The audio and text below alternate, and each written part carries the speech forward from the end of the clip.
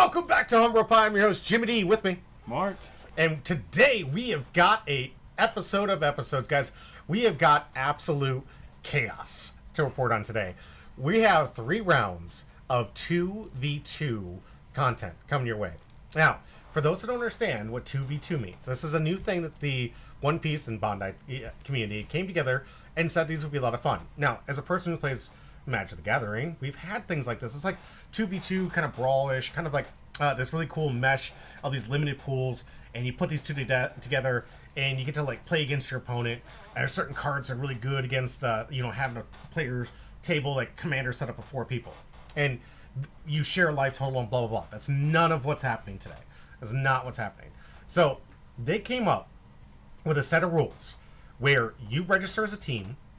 And in those rules, you had to have, like, the way the leaders matched up couldn't be a certain way. And the certain way is you can't have a leader that is the same color as another unless, of course, one was a solid color and the other one was a dual color.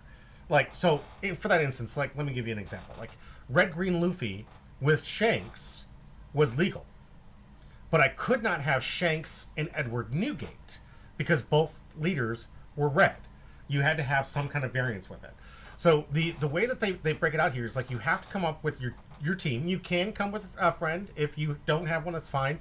What we did was we got to pair up some people that didn't have partners going into it, which is really nice. But we did have to make sure that the decks that people were using didn't violate that critical role. You also can't have like red green Luffy with red green Tony Chopper. Right? You can't have the 2 color pairs match up. Yeah. So you had to put some kind of diversity in the mix-up between these matchups.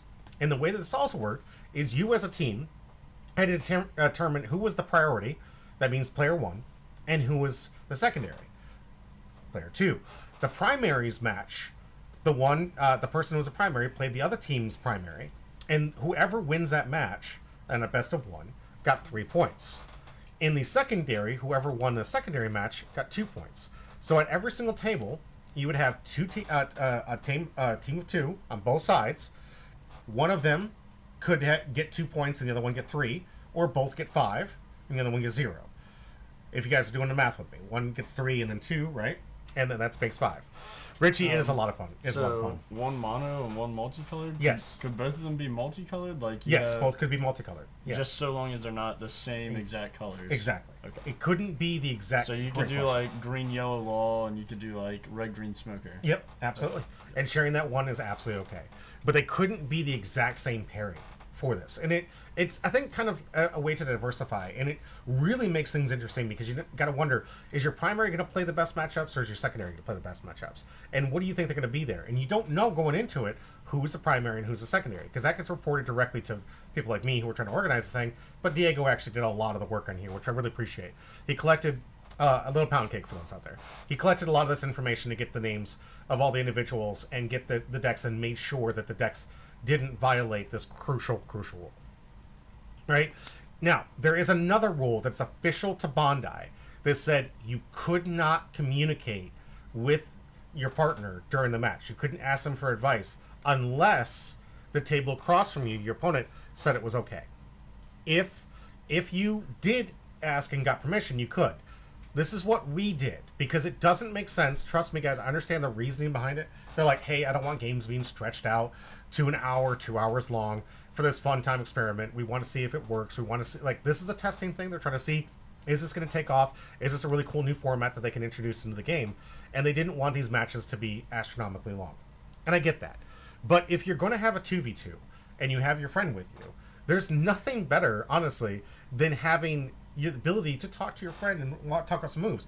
And in that, you also get to play another head game strategy, which is a lot of fun. What we do in Magic the Gathering, where I'll give out misleading information that my opponent knows I'm giving out misleading information to see if my opponent might make the wrong mistake.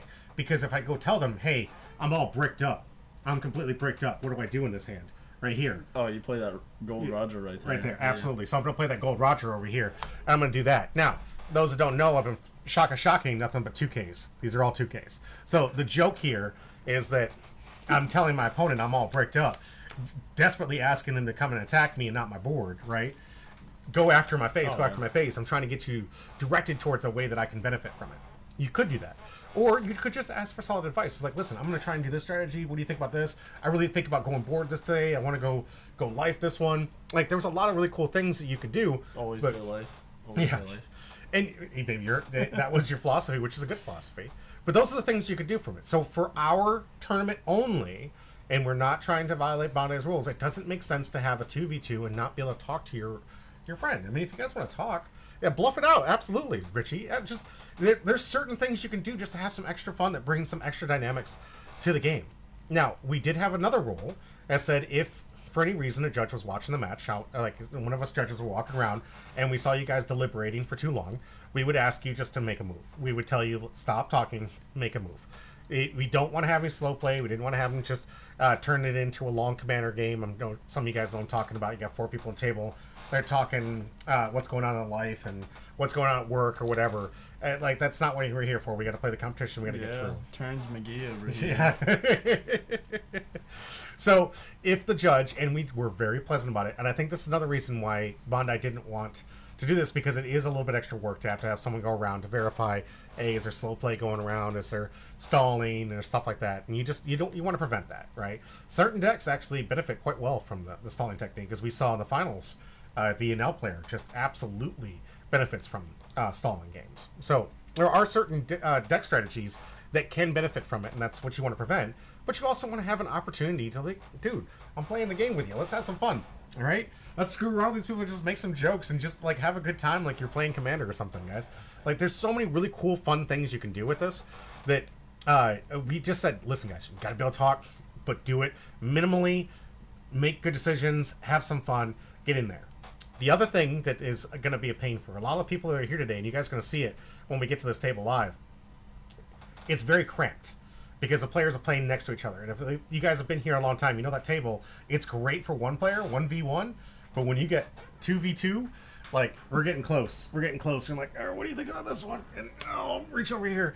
Like, you got it's tight. It's very tight.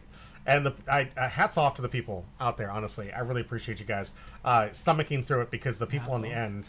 Yeah. Hats off. Looking good, brother. So is mine. Oh, man. But yeah, hey, Joe, good to see you. Welcome back to the chat. And It's the mole. It's the mole. Good to see you. Person wasn't even there, but it wants to see this. This is going to be absolute chaos, guys. So when we cover this gameplay, and we go over it, what you're going to see is 2 games being played simultaneously. And what's going to happen is I'm going to be covering the left side, and you're going to be covering the right side, right? Yeah, so absolutely. You guys are going to hear this great new commentary. Just a chill guy. Just a chill guy. Yeah, absolutely. You're going to have this great commentary where you're going to have to either listen to your right mic or left mic, or is it switch one? I can't remember how it comes across in the earbuds here, but you'll have to listen to that side for your little ASMR to find out which game you guys want to, check it out. It's going to be chaos. I'm probably going to Darth Vader the mic the whole time. Oh, yeah? Just so you know. It's going to be absolute chaos. Dude, as much as I've seen ASMR take off, we really probably should do something with ASMR. Like, I don't know if you guys have seen the stats. It's insane. Like, some of the people, like, Googling ASMR is, like, the top third. Oh, like, there are a lot of people that really like that stuff. I got to start my own, like, opening packs of TCG. Right? Not these. Eyes off these. Okay, these are sealed. I got boxes. I got other stuff I can open up. Don't worry. When he goes out for break, I'll go ahead and start up opening those. Yeah, right. But yeah, we could do some really cool ASMR of opening packs.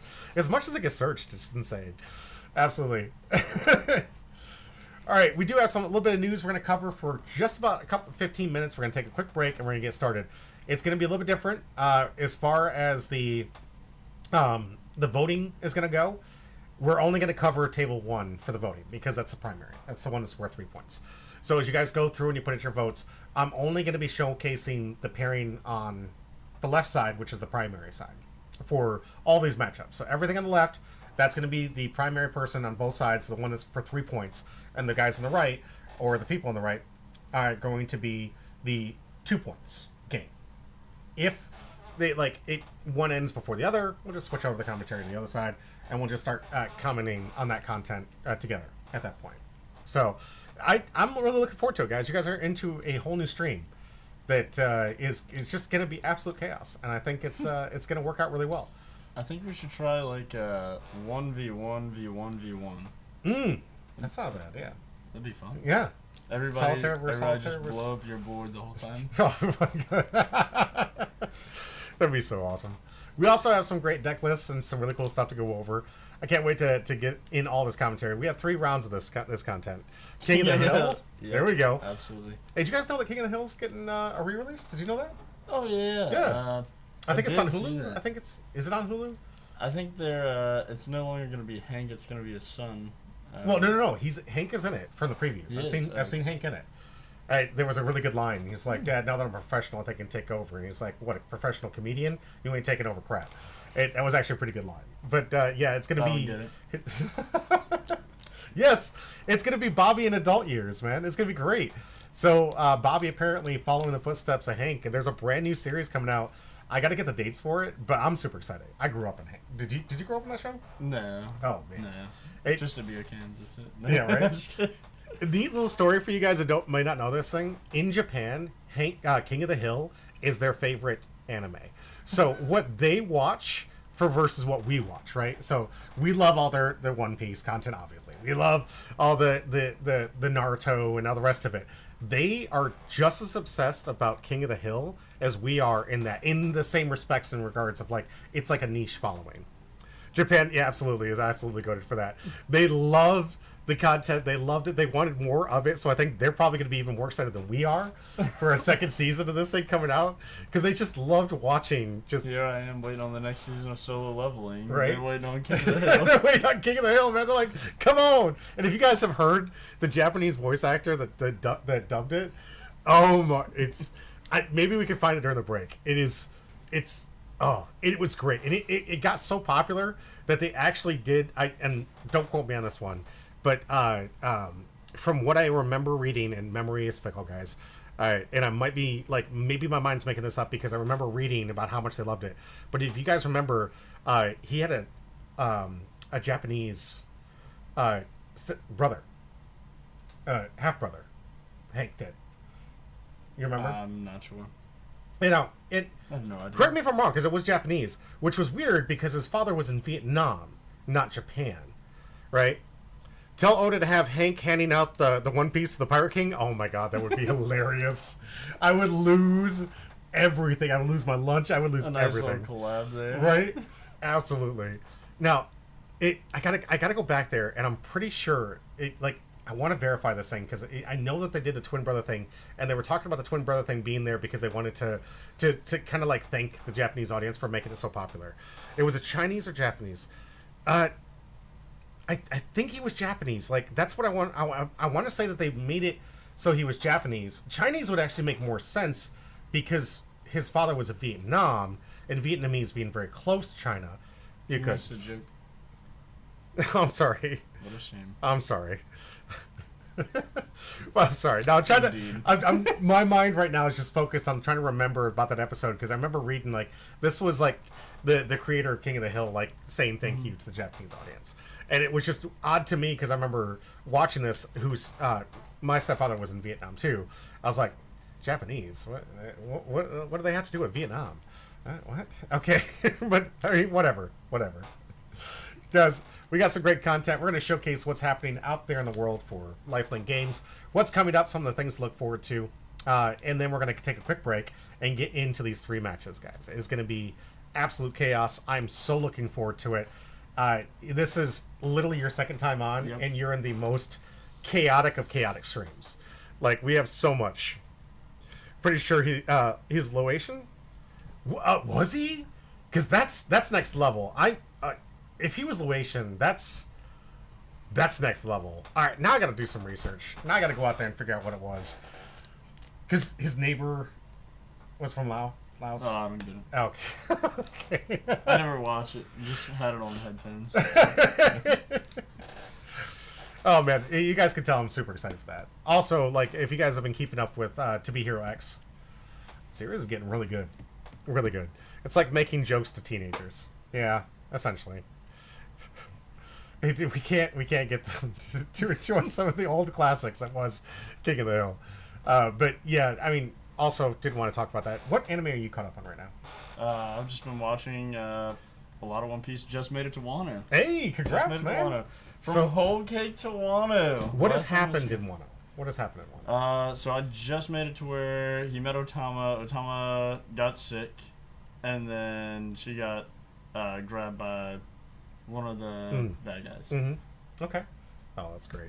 You're gonna love it. The lion guy, the guy with the lion in his boat. Did you see it? No. Okay. He's got a No, lion. the gazelle guy. Oh, the gazelle guy took out. Yeah, that's Yep. right. And then he delivers him to the lion. Yeah. You'll see it. It's great. Guy's hilarious. So, actually, speaking of One Piece anime, I want to do a public service announcement out to you guys.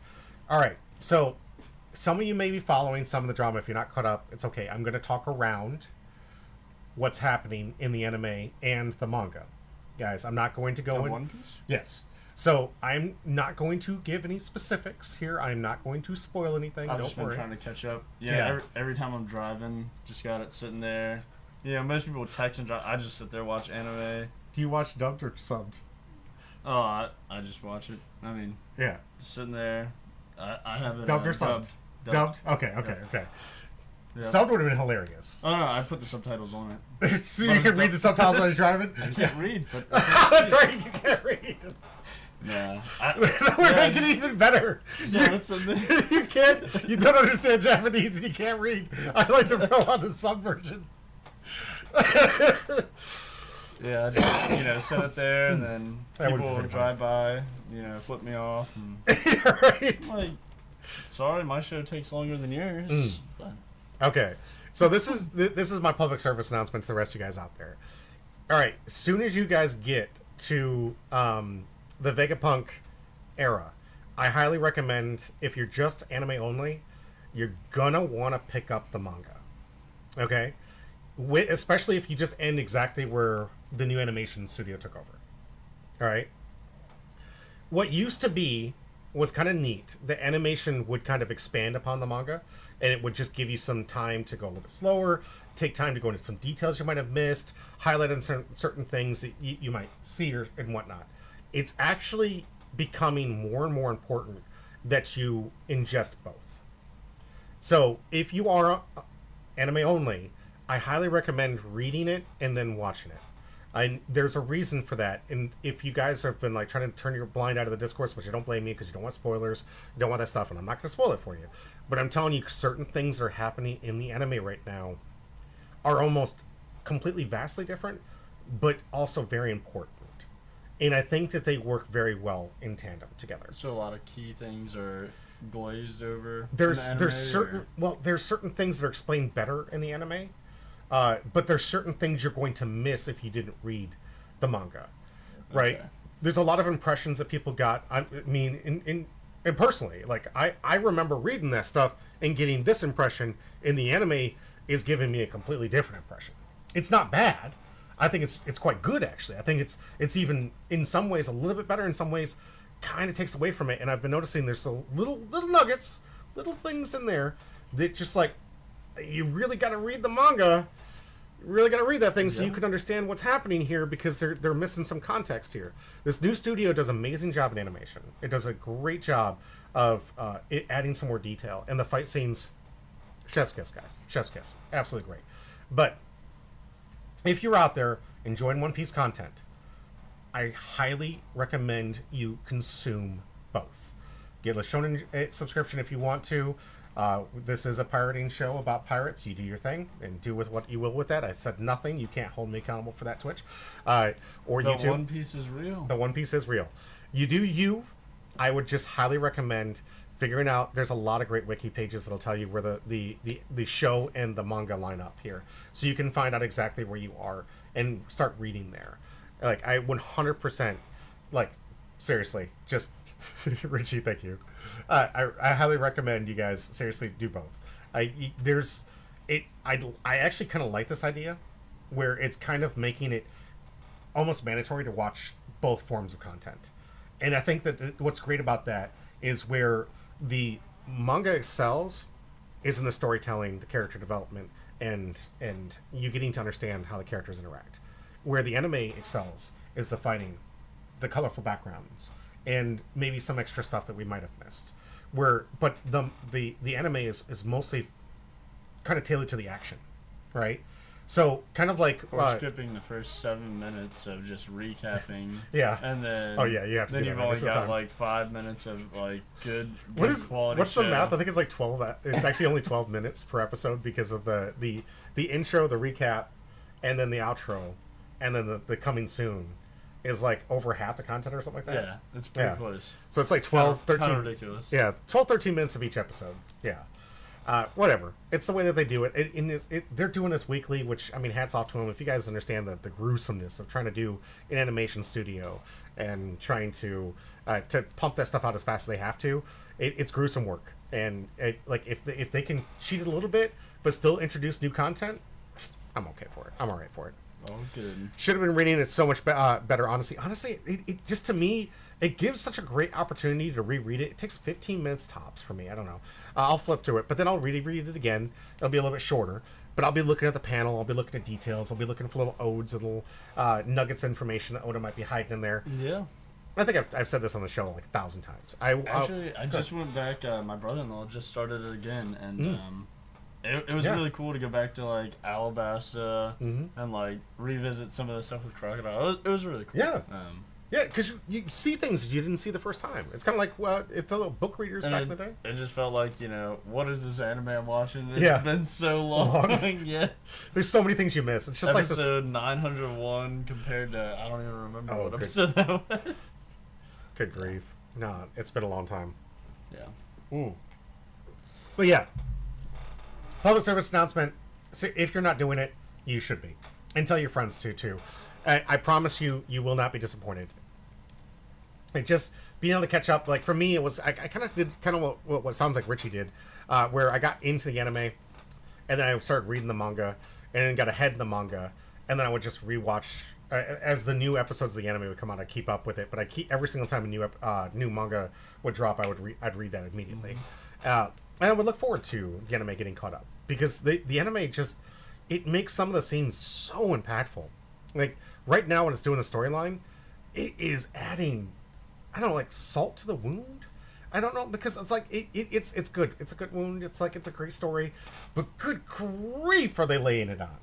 Good grief. Yeah, Richie agrees with me.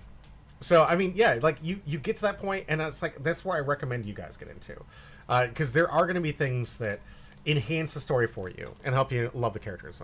Just watch the YouTube essay, get it done in like 3 hours. Job's done. Right.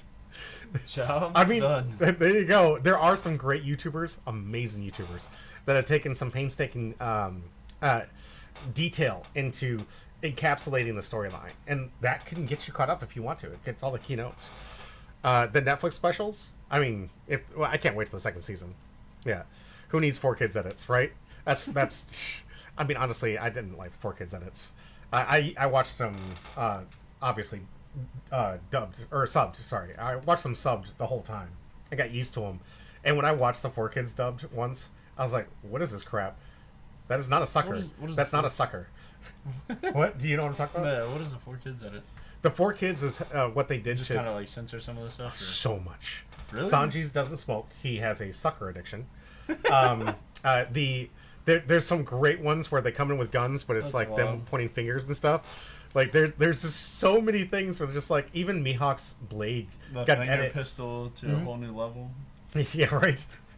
Even Mihawk's blade got a bunch of edits because they didn't want to have too much of a religious connotation, which kind of takes away from the character that is Mihawk. Like there's a point to that.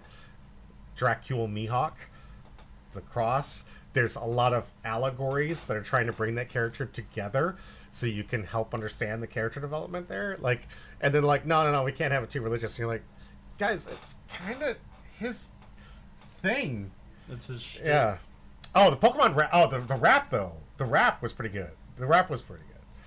Everyone need to watch 4Kids version of that trash was good. Okay. I mean, the rap was pretty good. What rap? The One Piece rap, I can't put it on here because Oh, okay. I wish I could.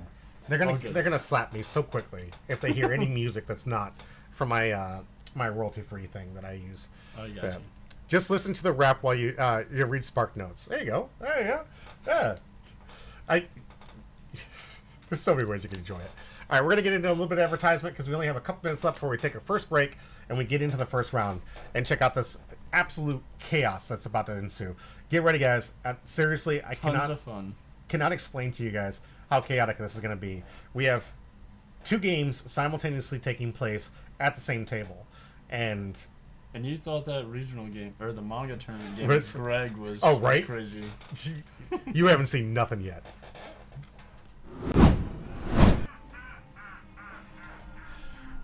All right, so I'd be amiss if I didn't actually give a huge shout out to the man who's made this all possible for us. And I want to say a huge shout out to Daddy Lifelink. Thank you so much for giving us a space, making it possible for us to be able to do these recordings and get this content out to the masses to show them what exactly it is that we offer here at Lifelink Games. Now, not an employee. I am the Humbro Pie person, of course. But the Lifelink Games on Chris's side is got a lot of different events that have been coming up here soon that I'm super enjoying right now. We've got, of course, a bunch of the color cups that we're going to be announcing here shortly because we're going to be in the off season. Those who don't know, we have at least 2 weeks, if not 3. For those, I've gotten a lot of feedback from a lot of the people that are going to be attending the championship, and for a lot of them, they want to push it back a week. So I'm going to be doing a poll on Discord tonight, on the Lifelink Discord, to determine what is the number of people we'll lose if we push it a week versus gain by making sure that we push it a week. So I will be doing a poll out there. If you guys can get in there, please let me know if pushing it a week will ensure that we get the most amount of participation, because that's absolutely what's more paramount here. We've had unfortunate drops of those people that don't know. Patty has got to go back to his home country, who will be back during the Christmas season, but unfortunately we're not going to be. We're going to lose him, and we couldn't get this thing. We couldn't get it sooner, and we definitely can't do it any later with him. Might have to go with him. Yeah, yeah. Maybe we just fly over the country too. Yeah, that'd be fun. Great player, great fun. Get to see him on camera. This will probably be his last match, to be honest with you, which is kind of sad. We also have Colin, who is at his Boy Scouts retreat, which won't be back until August. So both those players absolutely going to be a no-show. But we have some other players who are asking for a week extension. We're going to find out what's going to happen with that. We already have players that have fulfilled the roles for these for those spots for the top 16. But we will try to resolve that as I send out that. And if you're out there and you're in the top 16, be wary. I'm going to be sending you guys Discord messages for your baseball cards. I'm going to be doing your baseball cards like I do every single season, and we'll put those things up as an advertisement. I'll even show you what they look like when we take our break here in a minute. But I will be getting your baseball cards and that huge shout out because we are about to get in there. I want to find out how you guys feel. I will make the decision based on our democratic poll on whether we extend it for a week or not, given that you guys tell us if that week is bad for you or good for you. Some people getting that extension, it just makes it easier for them to put the time in. Mm-hmm. So I hope that's going to be the case. But we got a lot of fun, random events for One Piece that are going to be coming up, because this weekend we have the LCQ, obviously, but that one is usually only the people that aren't qualified, so it's kind of a smaller event with those as the individuals, but everybody else will be playing in other events. We're going to be looking to see if we can hold another box tournament, if we still have some boxes left. Maybe do some really cool limited draft stuff that we've done before. A lot of things. A lot of fun. It's super fun. A lot of fun. I will do my best to see if I can get coverage for the draft. The hardest part is trying to get 8 people in that room. You're going to see how tight it was before. It's one of those things where I really wish that I could expand the space a little bit more, and we will in the future, because I do want to do drafting stuff for you guys. I think it's a really cool format to cover.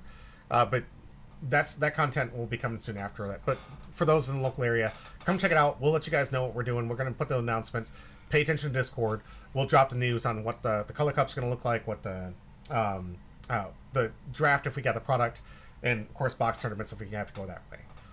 Another really fun thing that you guys haven't checked out, we have this Chocobo Racing. With the release of Final Fantasy, we've been able to do some awesome drafting sessions on Saturdays at 6 p.m. where attendance will help you get to the race and help you win additional prizes, along with really cool packs and other ways to enjoy this Final Fantasy set. Right now, it's been extremely successful. 8 deep in there without AC? Yeah. Ain't no way I'm going to be 8 deep in here without AC. Well, actually, if you close the door in that room now, especially now during the summertime, it gets awesome. That room sucks in the air. So if you're in there in the wintertime, it sucks in the heat, and it gets unbearable.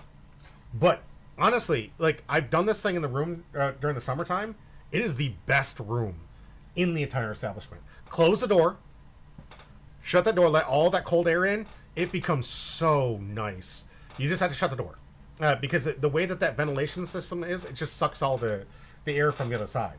So it's actually kind of nice during the summertime. I 100% recommend it. There was times when I need to get a sweatshirt. So while everybody else is sweating to death, yeah, you're in there just freezing. Oh, you're living it. You're living life. That was actually the case on one of the events last year where the store got so packed that the windows started steaming up, and it was just like it was just getting so foggy in there. But the two of us that were inside the studio recording, we were living the best day of our lives. We're like, oh, this is so nice in here. Everyone else is like, why is it so hot in here? It's like, no, fam. We got to record, guys. We got to record. So during the summertime, it's great. During the wintertime, keep the door open. Oh, man, it becomes a sweat factory. Let alone you're already wearing warm clothes, and it sucks in all the heat from the outside. Like, oh, God. It was unbearable. All right, I digress. Getting back to this, yes. So every Saturday, if you guys want to join us for the Final Fantasy draft, it is a very fun set to draft. Very fun, cool products that are going to be given away. If you bring a friend and let people know you bring a friend, you get a free little Chocobo stamp so you can get ahead. All your wins add to the stamps. And of course, just attending gets you 3 points. So I highly, highly, highly recommend all of you guys just enjoy this content that's coming every Saturday while product lasts. L gets sucked into the room to fart by the door. That's fair. That's absolutely very fair. Now, I have some like spray in that store too, just in case for situations like that. Just in case, right? I'd be amiss if I didn't say that these two groups are absolutely taking off. Like Digimon and Card Fight? Vanguard, yes, it's really interesting. We haven't had, of course, we don't have the space nor the time yet to do some coverage for it. But we have got a healthy amount of people who are really starting to pull these games out from under. Now, I'm not saying this is... I've heard a lot of good things about the Digimon card game. Yeah. I haven't looked into getting it yet, but it's definitely on the radar. Well, I know that the guys that play this have extra decks for people. So if you guys want to come out and check it out, they do have extra decks. So you don't have to invest too much. You can just see if you like the game. And I highly recommend you do so. The guy that's running it, really good dude, has been trying to pull people in. He's been for the last 3 months, two of the last 3 months, he's been very unsuccessful, and now they're finally starting to take off. And I want to say, I mean, I don't know if he doesn't watch these, but hats off to you, dude, because you did exactly what I told you to at the beginning. It's about tenacity. Hats off to him. Yeah, hats off, because he did what he needed to do to get the community going. It's not going to be an immediate success. The first time you throw an event, you're not going to have success. You got to be consistent. You got to keep showing up. And you got to keep kind of advertise this. And after 2 months, I really felt bad for him. Like, seriously, that he'd be the only one sitting there waiting for people to show up. And I really felt bad for him. But he stuck to it. He kept doing it. And now they have a healthy amount of people showing up on this day. So, seriously, if you guys are interested in this card game, check it out. We're hosting it on Sunday at 5 p.m. The group has been growing significantly. So, I won't say it's One Piece big, but I will say that it's growing to the point where things are firing now. Good group of people that really enjoy the card game, and I highly recommend it. If you guys enjoy the Digimon series, here you go. That's another way to get into it. Also on Tuesdays, simultaneous with One Piece, we have the Card Fight Vanguard TCG, which also has a decent amount of people showing up here. This isn't One Piece big. It's just enough to get these things to fire, which is good. Really good. Silly Billy, the subscription. Thank you so much. I appreciate you, bud. And welcome back. Don't forget to hit exclamation point join to get on the wheel. I still have another pack I'm going to get you. Silly. Another thing that I want to shout out there, those that like D&D, we have these free nights on Wednesday nights, usually during the same time as our book club, our Magic the Gathering, and the Flesh and Blood night. We also have D&D. Another thing that I can't wait to get the finances to cover for. D&D? Yeah. I've got some great ideas. I actually used to be a dungeon master, and I used to write my own story campaigns. Especially when I was deployed, it was one of the really cool things I could do with my group. We had these really cool story sessions. I'll play as the bard. Okay, so this one's going to be One Piece related, though. Oh, okay. What character do you think is most likely going to be a bard in the One Piece anime? Brooke. There you go. Yeah, you'll be Brooke. You'll be Brooke. Bard it is. Yeah. Oh my god. Oh my god. He's a bard. Yeah. Do you not see the implications to his character in a bard? No, I mean it's kind of what I've seen since he was introduced. Seriously? Yeah, I just figured that was like. I'm just now realizing how much he fits the bard role so well. Oh my god! I've been playing D&D my whole life and I didn't put two and two together? What am I doing with my life? Am I the only one that didn't know this? Gaslight me in the chat. What is... Everybody tell him he's a bard. He's a bard! Can I see I don't know what you're referencing. Brooke, his favorite thing in the world. Oh, I don't know what you're saying. Just oh my god, he's such a bard! Holy crap! Would you mind if I see your panties? Yes, that's exactly what I'm talking about. Oh my god, my mind is blown. You just saw it live on camera here. My mind is blown. Wow. Okay, well, I gotta recover from that. Let's go into some more games. We have... Yo! You gotta do that at least once or twice. At least once or twice if you're gonna be in this campaign. Yes, because I think we're gonna use, not D&D, but we're gonna use another one of the other ones to build the mechanics for it. But I'm gonna make a One Piece world.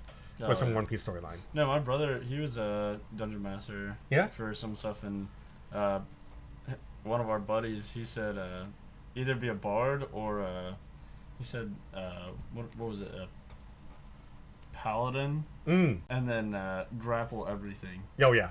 And yeah. it ruins their It whole ruins plan. the whole. Yes, that'll ruin any dungeon master's day. Seriously, hands down. Grapple everything. I'm gonna grapple this. I'm like, oh my gosh, let me get okay. Yep, I know exactly what he's talking about. All right, so Flesh and Blood, of course, on Wednesdays. You guys tune in for that. We got some great stuff going on with that group. Keeps growing every single week. Love it. Of course, the standard showdowns. We got some really cool promos that people might not have seen. I really think these things are great. Obviously, like this altar of one of the better rares in the set is fantastic. Squall is insane. Great effect. It has some great abilities. In limited, it's absolutely nuts. I was able to win this one last week for the event, so I got my Ultima. I'm just looking to try and get my Squall from the promo sets here. Blitz format, of course, on Thursdays for Flesh and Blood. Pokemon, guys, I know I'm talking about Pokemon, but right now we've been trying to get enough players that want to play. Pokemon has a lot of young kids, and I'm not trying to put them in situations that they're not going to feel comfortable. So when it comes to nights when we mostly have just the kids section of it, I don't go live. So I do apologize. I will try to figure out something. The adult players that I use to communicate with that have been doing a lot of stuff recently are going to come back soon, and we'll have that contact back out there. But when it comes to like a bunch of the kids stuff, I'm not going to put them on camera. They're already trying to learn the rules, and they need so much assistance from the judges that it gets chaotic. Lame. I know. I don't have the resources to help the kids inside the studio. Like, the judge has to be out there already with everybody else. We only have the one judge, and if I was to bring them in the studio, it just they're not scrubs. They're new. They're little kids. They're like 5 and 8 and 9 years old. They're little kids. Like, you should have seen the look on their face when they found out that they could KO their opponent who killed the one Pokemon, and you don't have anything on the bench. You just win the game. Dude, I had to explain that to a kid. I about lost my own composure because I felt so bad for this kid that didn't understand that they were supposed to put bench Pokemon. And they didn't. I wasn't there to watch over it. They called me over to help with the rules. So when there's nothing, you win. You just win, straight out. If they can't replace that Pokemon with a Pokemon, you just win. And I had this little kid who couldn't have been more than 7 years old. Wait, do I lose if I don't have any Pokemon left? Yeah, you do. So it's just over like that? Yeah. I'm sorry, kid. I'm sorry. I felt so bad. I can farm Pokemon locals? Yes, you probably could for some of them. Absolutely could. We got some great packs. We got the really cool league packs that come out with those things with the stamps that go for a good, pretty penny. And we have product in line now. I think a little side thing and notes to those guys in TCG. It's looking like the printing schedule that they've been doing for this newest set has been actually deterring scalpers. I don't know if this will stick. I hope it does. But scalpers have been getting less and less incentivized to want to steal the product from the kids and take it from Walmarts. So do with that what you may. This is just word. They just printed a lot of Destined Rivals, or Is that the one with the? It's the new bad guy set. yeah. Team Rocket. Team Rocket, yeah. Yeah, Destined Rivals. Yeah. So they printed a lot of it. The stores are getting a healthy. We're getting a healthy amount. We're able to sell cards in packs what we should be at, like $5 per pack, and they're doing a number on scalpers just not wanting to take the product. It's not going to last long, says Little Pound Cake. No, I hope. I hope it does. But... Same. But I understand where he's coming from, because you're going to have those people that want to like get back to the regular distribution, and once they get back to regular distribution, there'll be a shortage again, and then there's the opportunity for the scalpers to capitalize on shortage. And it's something we're seeing right now for Final Fantasy, even for the bundles and the collector boosters, impossibly priced right now. I don't know who could afford this stuff. Who's got that much money? Well, other than you, I don't know. I didn't get a single collector booster or bundle. I'm desperate to try and find one of those bundles because I want to keep one sealed. One of the booster packs, or no, or the booster boxes. The booster boxes are already nearly sold out. We only have 2 left for the drafts.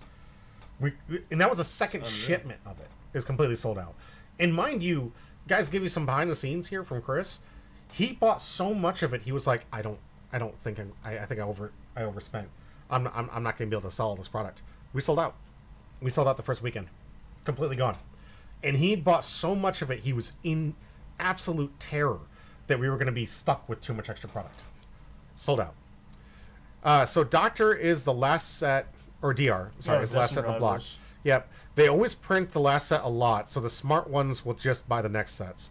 Also, people who will just put out all the credit and know they will pay it off when they scalp it. Yeah. It's definitely hurts. Yeah. I think they just gotta keep it up. Get it to the point where these guys can get their mind going back to crypto. Go do the what are those arts that people can bid on and put stupid money on. You know what I'm talking about? No, I'm not sure. It's like Bitcoin, but it's not Bitcoin. It's like you bid on art and it's a fungible coin. Not sure. Fungible art. What is that thing? NFTs. Non-fungible token. That's right. Okay. That's right. NFTs. So yeah, it's like just go back to NFT farming and try to rug pull a bunch of people. Just get out of the Pokemon game, guys. Let people play the game. That's what we're here for. All right. Yeah, we have a championship coming up. That's already too late. No, it isn't. No, in about 12 days we got, I think, our second to last or last RCQ we're gonna have here. No money. Their rug's been pulled. Yeah, right. Probably. He's not wrong. There's so many people playing in that very, very risky market. But of course, we got the book club on Wednesdays. Next one's gonna be on the 25th, and that same weekend we're gonna have another regional championship qualifier. Is the new Beanie Babies. I agree and disagree. I agree in the hype that it feels like the new Beanie Babies, but when it comes to value, Pokemon just seems to hold on longer. Brain Dead Porter. Welcome. Boy. Did he ever a book club stream? I don't know if the world could handle a book club stream. I want to do the manga club. I do want to do the manga club. Kind of do like that episode of Family Guy where Peter does the book club and he's just sipping his tea the whole time, right in the mic. Thanks for joining us today. Stop people. What? Stop telling people that, or they will keep scalping. Which part? Which part did I say that was a scalping? About Pokemon. Oh, that they. Oh, yeah. Has a. It's yeah. Okay. Never mind. Forget everything. Yeah, everything I just said. Don't worry about it. Yeah, ignore me. No, Pokemon doesn't hold its value. It's terrible. Just lie to them and say that the Charizards will become Princess D Beanie Babies. That's not a bad idea. Actually, no joke. I just saw a TikTok. A guy likes to leave Pokemon packs for his DoorDash. Mm-hmm. And the guy opens up the Pokemon. He's like, you got to open up on cam. And there's like 5 or 6 people in there. Opens up the full art Charizard from Pokemon 151. And he's like, oh, dope. I got the Charizard. Is that any good? And I'm just sitting here like,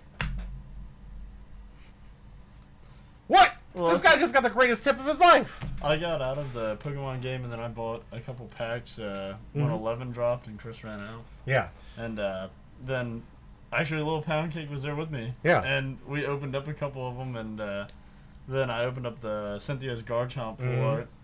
And then they're like, "Oh, that's a great card, great card." I don't know, but Good afternoon, Twizius. Good to see you. And Lifelink, yes, I was envisioning streaming the Manga Club once we get it rolling. 100%. 100%. Yeah, we are going to add that to the repertoire for some of the content we have out there for our manga lovers. Yeah. 4 packs. Fix of heaters? Yep. Yeah, you did. Dude, your packs were insane. That was what. I wish it was One Piece packs though. Oh, why? I mean, sometimes it's nicer to pull cards where you're not that invested in. Like, can you imagine if you're the Pokemon collector who's trying to get every single card from every single set? And by the way, it's getting more and more impossible to get those. The Master Ball collection, the Shiny, the Alt Arts, like the way that they're doing these sets, I do not envy. Back in the day, it was so much easier just getting a page of first editions and calling it a day. Like that's back in my day when I used to collect. Like I got the first edition. Yeah, that was back in your day. Jeez, yeah, showing your age. No. I know, right? Let's see. Oh, okay. This is the membership stuff. Highly recommend if you guys aren't a member. It's really good value. Legos, of course. We also have some sports cards, and today only, if you haven't stopped by the store, you get yourself a free Marvel pack from the Tops. So if you guys are checking this out and you're on your phone, go stop by the store, guys. We got a Marvel box. If you guys would look at the Lifelink Games Facebook page, you can see his box opening. A man pulled heat from the Marvel TCG box. It's not a TCG. I'm sorry. It's a CCG. It's a collectible card game. It's not playable. And while we're on break, we'll go pick up some more packs of that Marvel. Yeah. So, Day Lifelink, we're on our way. Hold the door for us. We'll check it out. All right, guys. Not a book club, though, and too many words for nerds. The book club in itself is more than just a book club. Out there, you can join the book club. I highly recommend it. But it is more of a social club. I'll bring the tea. You could bring the tea. But if you're coming out there, just realize that it is more of a social club than it is a book club.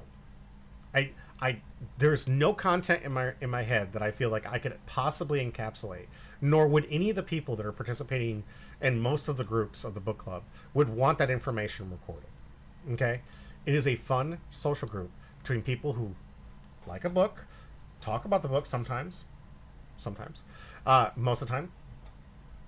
It is a social group. It is a fun, great thing to do if you guys like to read the book and talk to it, but it's a social club. It's not a book club. Ah, I see. If we're going to talk about manga, when we talk about the actual physical manga that we happen to be reading and talk about the storyline, that can be content that people want to watch. But how do you play One Piece online? Oh, there's a sim for that. There's a sim. Do you know what the sim is? I'm not sure. Porter actually tried to show me at one time. Yeah. I don't play on the sim. Let's see. I'll be right back. I gotta follow Little Pound Cake's message. I'll put this out here. Get a little safe link from Reddit. That'll get you all the links that you need to know to get the sim, install it, and put it on your computer. 8080. The lockbox code. Is there a book I should be reading? What? Mark is upstairs, second door to the right at the... No! Don't you be telling him that. How did you get my code? Alright, now I have to change it. Thanks a lot, guys. Great. Wonderful. And stand by. We're going to take a quick break as I hold this man down. Follow a gentleman named Bits. The secrets are out! I got to hold him down for a little bit. We're going to take a quick break and get things set up because we have 3 rounds of some amazing content. Thank you for being here at DD. By the way, we're giving away packs at the end of the stream, which we haven't pulled out here. People Rat, welcome back. Good to see you. Can you pull out 2 of these while I'm holding you down? Oh, sure thing. It's where he keeps his hollow Jigglypuffs. Used to have some, actually. All right, here's one. One hit's been pulled so far from this community box. So you might have 2 more left. We're going to find out tonight. Here's 2 more packs. Looking pretty good. Holding this guy down before he runs upstairs, and I got to change the code. Guys, we got 2 packs to give away. Make sure you hit that exclamation point join, just like People Rat. And also the Jay Wizzle tax pack. Oh, absolutely. Potentially. Yes, the potential, because Jay Wizzle is in the chat, and he did text. I do have my tax pack. Here's a Jay Wizzle tax pack coming your way, guys. We're going to take a quick break. Stop struggling. Stop struggling. We'll be right back.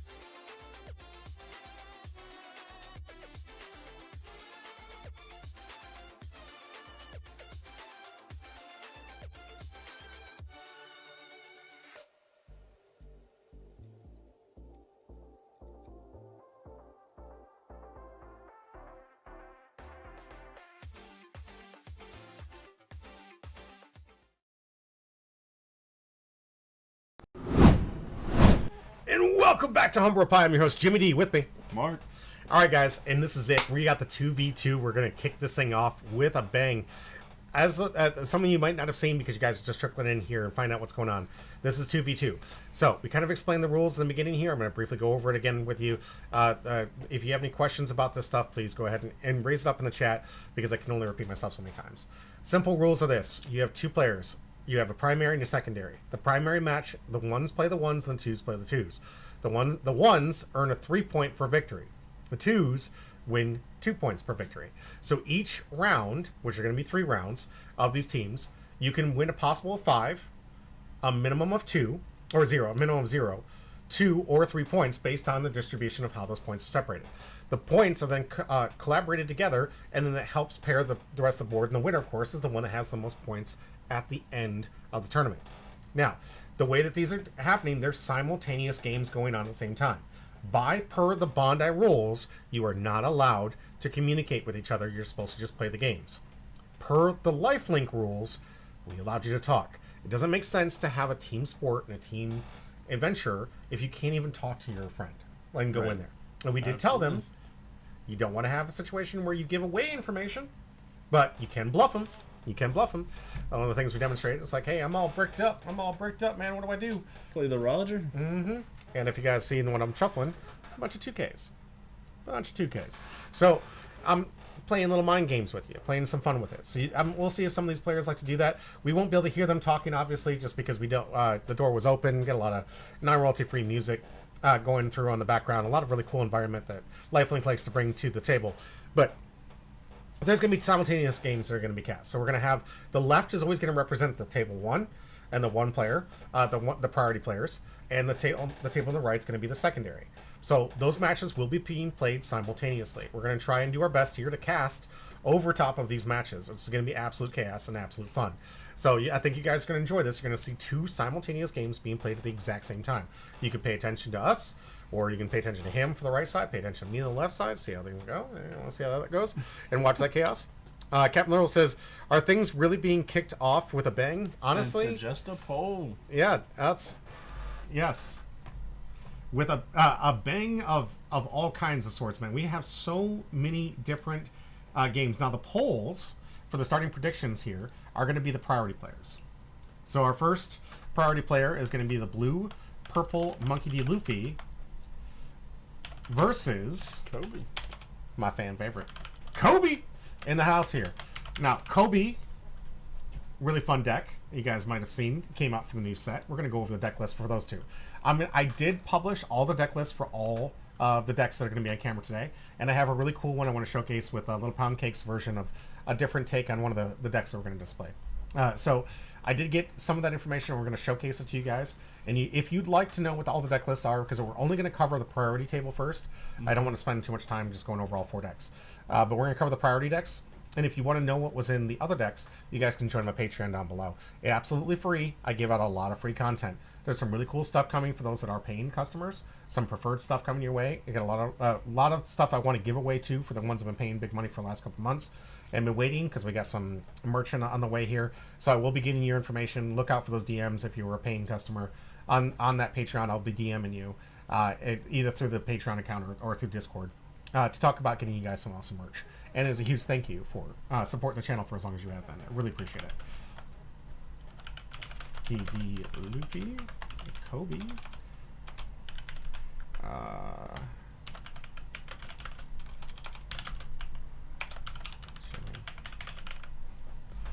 There we go. Matt? Why did I say Matt? Why did I say Matt? I don't know. I don't know. We shall find out. Yeah, right. The poll is out, everyone. We got the poll for this first matchup here. We're going to get into the deck list again of the priority players. This is the people that are playing in the 1 spot. So the people in that spot are playing for 3 total points for their team. And the opposite side, the right side, is going to be the 2 point, the priority 2 player. So you guys are going to enjoy to see some content and some commentary. We're going to have him talk about his game, me talk about my game. It's going to be kind of fun. Yeah, kind of fun. Good fun. Absolutely. It's gonna be a treasure. But before we do that, I need to remind everybody out there, please hit that exclamation point join right above my head here, because we have 2 packs to give away. And if Jay Wizzle takes home that win, tax pack ready to go. Tax pack. ready to go just for those extra people. And I want to say a huge shout out to my good friend over here. Mark hooked me up for my upcoming future Kobe versus Garp match that's coming our way. As soon as I get some time to sit down, we're going to play best of 7 between me and Porter. I actually just pulled that out of the new Uda support deck. Seriously? Yeah. That is so insane. Yeah, you know, they called it Shanks, Red Yeah. Shanks, but it's really Uda. It's Uda. Yeah. Red, purple Uda.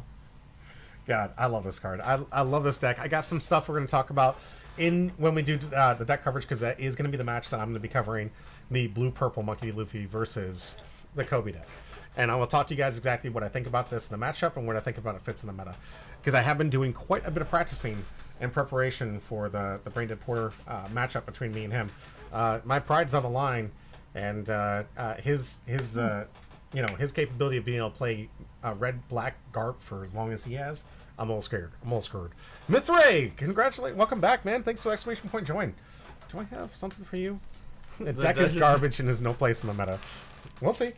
You'd be surprised what you can when you start actually playing some of the decks online and finding out it actually has some good matchups. So is it going to be a thing of whoever wins the 4 matches gets the other person's alt-art leader? I think Essentially, that, yeah. I think that should be what's I just going on finished here. building my F tier leader too. You know, honestly, guys, it does have a place in this meta. I have played the deck, and it is garbage. Well, you haven't played mine, and I'm telling you right now, it actually has some favorable matchups. Usopp! No Usopp today. Sorry. Braindead, it does actually have some favorable matchups in this meta right here. Got my alt Jimbei leaders. Nice. I can't wait to see the misplay later. Oh, Mithray, I'm Misplay? what? No. All right, we'll see if we get in there. I've never seen those. Right? I wanted to say, I thought I had a pack from Mithray, but no, that's the first time. All right, we'll find out if we get there. Midnight, welcome to the chat. Good to see you. Let's check out these deck lists. Main Shirahoshi. Yeah? Shirahoshi. Yeah. It's I don't know if it's going to fit too well in the black one. In No, the green yellow. Oh, yeah. Green yellow Shirahoshi. Yeah.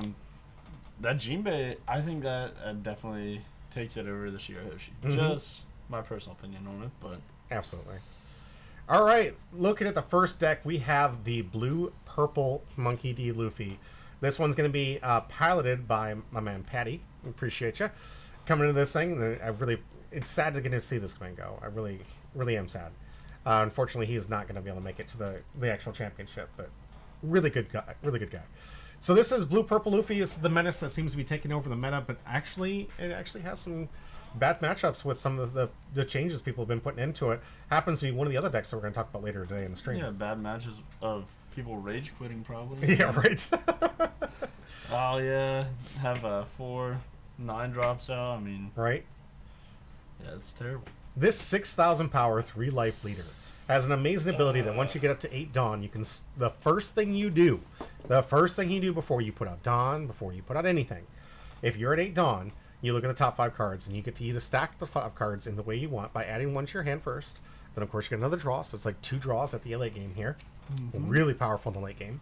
And you can stack it up for other combo cards that you can use with the very, very powerful and up-and-coming Sanji, which used to see kind of a mid-level play. This deck has made this card absolutely shine.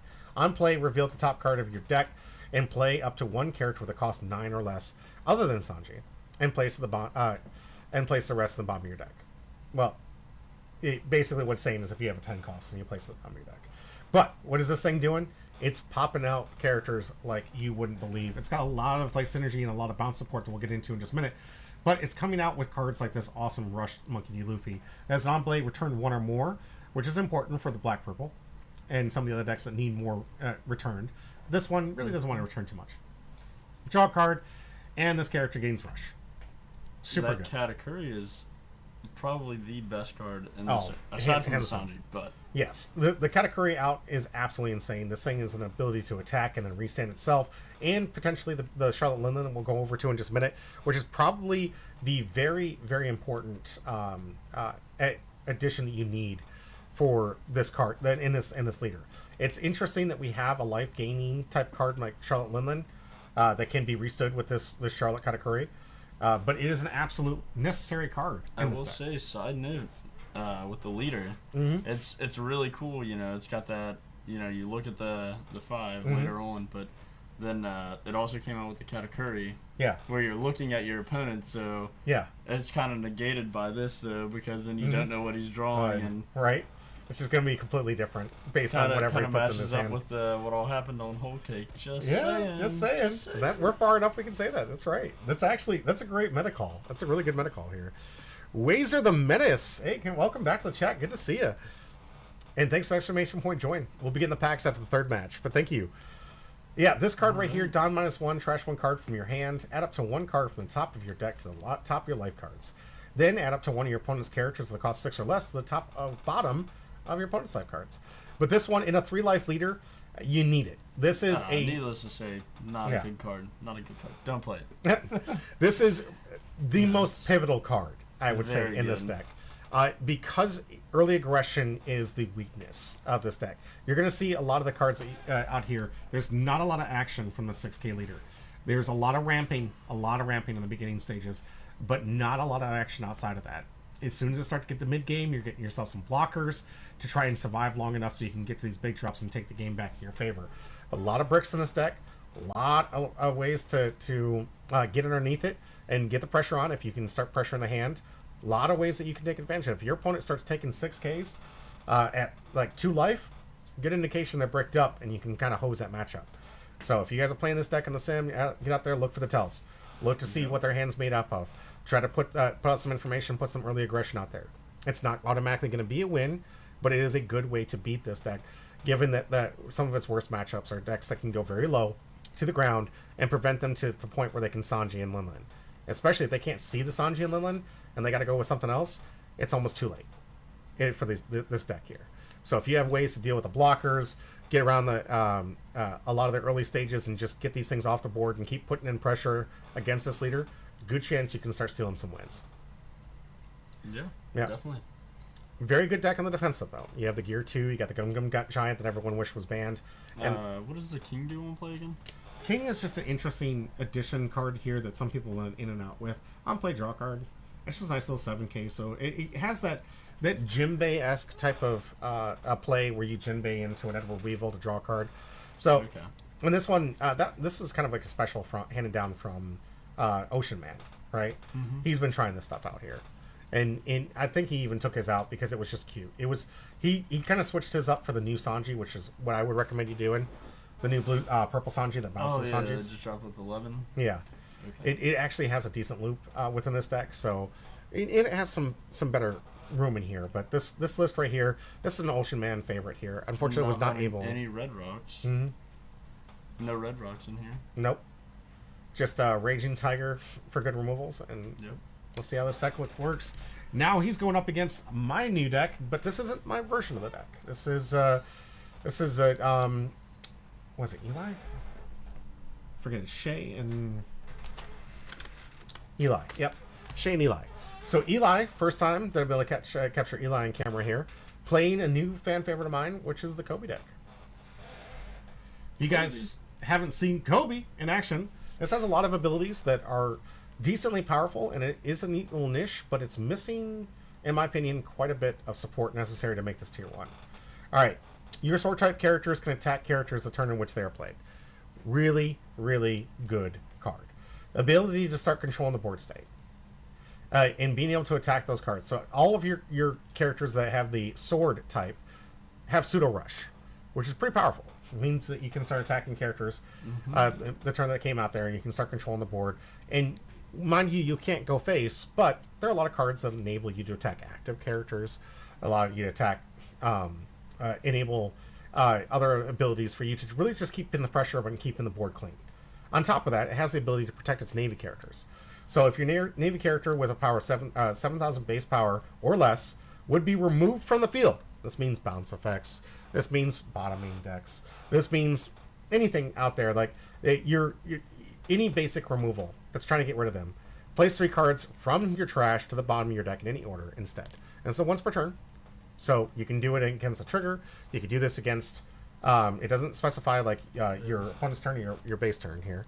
Capino says, regarding the Raging Tiger versus Kobe, I recently found out that while practicing the deck, Kobe's leader effect will protect all targets, and then multiple targets are hit simultaneously with removal. Yes, yes. Captain Literal is 100% right, and this is one of the things I was going to mention. If they try to use that card that we had with the Raging Tiger, right? There takes 2. Mm-hmm. Nope. If they are both Navy and both 7,000 base power And one or less, instance. and 1 instant of a removal, it will negate both by activating that ability to protect the card. So good. every time he says Kobe, I get sad. Oh, I'm sorry. It is. Yeah, I miss that man too. It's really just out of respect. I miss that man. Mamba. Yeah. Braindead Porter says, Great. rare instance of Captain Literal being... right. Okay. These two, I swear. Oh, man. But yeah, so what is this deck really good at? Okay, it's good at controlling the board state. It's good at playing... Like, I've seen this matchup against the Jinbei matchups. This is extremely strong. Against the Lucci matchups that are out there, this deck is extremely Rare instance strong. of Porter having sons. I love these two. Oh, But yes, man. other black decks, this leader ability is insane. I've played a lot of different matchups against Lucci, and it just feels so one-sided. It just beats on a lot of the black-centric type of removal type decks. And, believe it or not, this also has a very favorable matchup against Buggy. Because Wow. it can answer what Buggy's trying to do quite easily. Well, it prevents it from being able to keep 5 characters out. What about Isho? Isho? just saying, I haven't played the Isho, matchup. I mean, I haven't played That's the the matchup. GOAT right there. Yeah. That's top tier. Well, we can get some practice in since you have it there. I have not Yeah. practiced that matchup yet. Okay, great. I haven't seen a lot in the sim. But yeah, it's surprisingly, if you can finagle the board right, the matchup against Buggy can be in your favor because you can really stifle their ability to actually maintain a board state. While a lot of times they don't attack with certain characters because they don't want to make them vulnerable so they can get up to 5, there's a lot of cards that in this ability, especially like the 8-cost Secret Rare Kobe, that allow you to attack active characters. There's a lot of extra abilities along with the must-have Kuzan that we'll get into in just a minute. This 4-cost Kuzan, absolutely a house in this deck. First, allows you to trash 3 cards immediately, so now your leader ability is immediately active by playing this card. Then, when attacking, up to one of your Navy-type leader character cards can also attack active characters. So this one would attack life, and then it would enable one of the other ones to attack characters. This means if they're trying to put out some like low-cost blockers or low-cost things, you can force them to have to block into these attacks and not attack against attacks that you're trying to pile up against. So, And what's great is this cruise on here actually says Navy, not former Navy. yeah. Completely separate things. Absolutely, unfortunately. So this is the Kuzan when he was representing it here. There's a lot of great targets with characters that you can enable with this, like this on play that gives up to one of your opponent's characters minus 2,000 power to this turn. Really good for just attacking the board.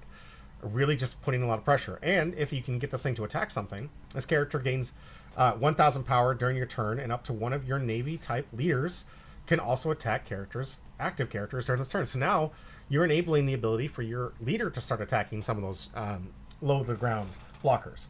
As we saw in the blue-purple deck, there was a lot of low-cost, easy-to-attack blockers that you can use your leader to attack into a 2k blocker, and they're probably not going to defend it. It's annoying, but then you don't have to worry about the fact that their leader might be 6k power and you've already allocated too much Dawn. But now with this thing, you've got an ability to basically get this thing to start allow your leader to attack blockers in the early game and really try to control the tempo. I'd say, like, as a deck, the reason this thing fails is there's not enough top end in this deck to really start taking the end game here, and it's just too heavy on trying to control the board state.